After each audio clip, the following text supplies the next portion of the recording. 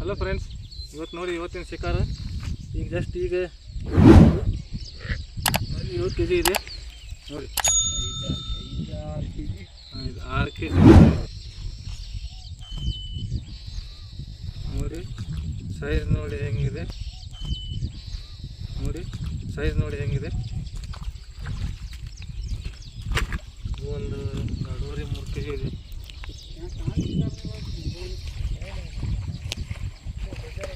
ಇದೆಲ್ಲ ಸಣ್ಣದಿದೆ. ಇದು 1 2 3 4 ಎಲ್ಲ 1 kg ಹಂಗಿದೆ ಇದು. ಓಕೆ, ಟೋಟಲ್ 8 ಕ್ಯಾಚಸ್ ಆಗಿದ್ದಾವೆ. ಇದು ನೋಡಿ ಹೆಂಗಿದೆ ದೊಡ್ಡದು.